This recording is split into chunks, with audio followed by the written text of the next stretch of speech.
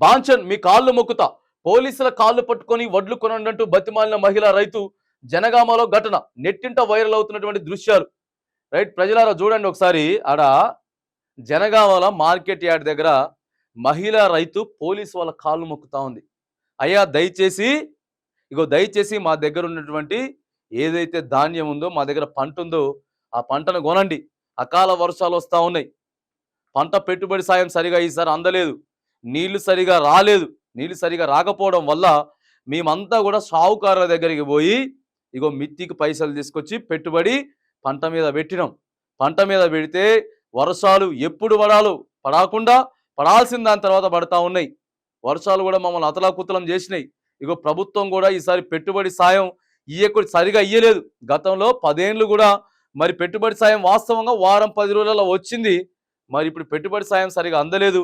మరి ఇప్పుడు కూడా వర్షాలు పడతా ఉంటే మా ధాన్యాన్ని, మా చేతికి వచ్చిన పంటని, దీన్ని కూడా మేము కాపాడుకోలేకపోతే మళ్ళా మేము అప్పుల పాలయ్యి ఆత్మహత్యలు చేసుకోవాల్సినటువంటి పరిస్థితి వస్తుంది. కాబట్టి దయచేసి ధాన్యం కొనుగోలు కేంద్రాల దగ్గర తక్షణమే కొనుగోలు చేయాలని చెప్పేసి వాళ్ళ రైతులు మాట్లాడుతూ ఉన్నారు. మరి రైతులు మాట్లాడుతూ ఉంటే ఆ తల్లి కాలు పట్టుకుంటాండి. అయ్యా దయచేసి మాకు సహకరించండి అని చెప్పి ఆ తల్లి కాళ్ళు పట్టుకుంటా ఉంది. చూడకూడదు అనుకున్న దృశ్యాలు మళ్ళీ కంటబడుతున్నాయి. పీడ రోజులు పోయాయి అనుకుంటే మళ్ళీ దాపరించాయి. ఏదైతే వద్దనుకున్నామో మళ్ళీ అదే నడినెత్తిన తాండవిస్తోంది.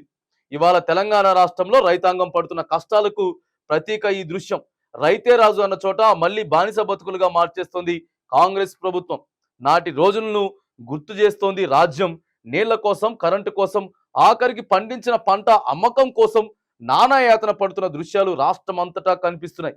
కన్నీళ్లతో భారమవుతున్న బతుకులతో రైతులు పడుతున్న కష్టాలకు ఇవి నిదర్శనమైనటువంటి వార్త కూడా మరి మనం చూస్తా ఉన్నాం. ఇప్పటికే ప్రభుత్వం ఏప్రిల్ 1వ తారీఖు నుంచి వెళ్ళి చెప్తా ఉందండి. ఏప్రిల్ 1వ తారీఖు నుంచి వెళ్ళి 7,400 కొనుగోలు కేంద్రాలు అట్టహాసంగా ప్రారంభించేసినాం. ఇంకేమున్నది, 48 గంటలలో మొత్తం కొంటాం, ప్రతి గింజ కొంటాం. వాళ్ళకి కొన్న తర్వాత కూడా మళ్ళీ 48 గంటలలో వాళ్ళ అకౌంట్లలో ఏదైతే గిట్టుబాటు ధర ఉందో అవి మొత్తం కూడా అకౌంట్లలో వేసేస్తామని చెప్తే మొన్న భువనగిరిల పంచాయతీ, ఇవాళ జనగామల పంచాయతీ మార్కెట్ యార్డ్లలో మొత్తం తడిసిపోతా ఉంది. ధాన్యం తడిసిపోతా ఉంటే దానికో రక్షణ లేదు, ఇంకోటి లేదు. ఆడ అధికారులు కూడా కొనేటటువంటి పరిస్థితి లేదు. ఈ హైదరాబాద్లో కూర్చొని మాత్రానికి పౌర సరఫరాల శాఖ మంత్రి ఉత్తమ్ కుమార్ రెడ్డి గారు, మరిగా మన తెలంగాణ రాష్ట్ర ముఖ్యమంత్రి గారు, వీళ్ళిద్దరు కూడా ఈడికెళ్ళి అంతా అయిపోయింది, మొత్తం కొనేసినాం, ఆల్రెడీ అయిపోతుంది, 7,000 కేంద్రాలు ఓపెన్ చేసేసినాం, తక్షణమే కొంటున్నాం, ప్రతి గింజ కొంటాం అని చెప్పి మరి ఇక్కడ పెద్ద పెద్ద మాటలు మాట్లాడుతూ ఉంటే ఆడ మార్కెట్ యార్డ్లలో ఏం జరుగుతూ ఉంది? రైతులంతా కూడా పోలీసు వాళ్ళ కాళ్ళు మొక్కుతూ ఉన్నారు. రైతులు పోలీసు వాళ్ళ కాళ్ళు మొక్కుతూ ఉన్నారండి. అది పరిస్థితి. బాంచన్ మీ కాళ్ళు మొక్కుతా దొర, ఒకనాటి దొరతనానికి ప్రతీక ఈ మాట. గత కొన్నేళ్లుగా ఈ మాట తెలంగాణలో వినపడడం చాలా చాలా అరుదైపోయింది. ఇన్నేళ్ల తర్వాత ప్రజాపాలనలో మళ్ళీ వినేలా చేశారు కాంగ్రెస్ నేతలు. ధాన్యం కొనుగోలు ప్రక్రియ సరిగ్గా లేక కేంద్రంలో అకాల వర్షానికి తడిసిన వడ్లతో రైతాంగం తీవ్ర ఇబ్బందులు ఎదుర్కొంటున్నారు.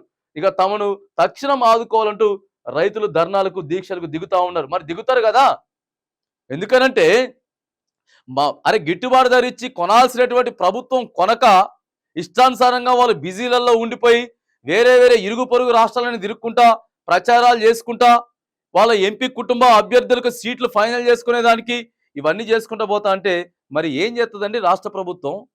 రాష్ట్ర ప్రభుత్వం ఏం చేయాలి? రాష్ట్ర ప్రభుత్వం ఏం చేయాలో అది చేయకుండా మరిగా ఇష్టానుసారంగా వ్యవహరించేటటువంటి ప్రయత్నం మరి రాష్ట్ర ప్రభుత్వం చేస్తూ ఉంది. కాబట్టి దయచేసి అంతా కూడా రోడ్ల మీదకి వచ్చి బైఠాయించి ధర్నాలు, రాస్తారోకలు చేస్తూ ఉన్నారు. ధర్నాలు, రాస్తారోకలు.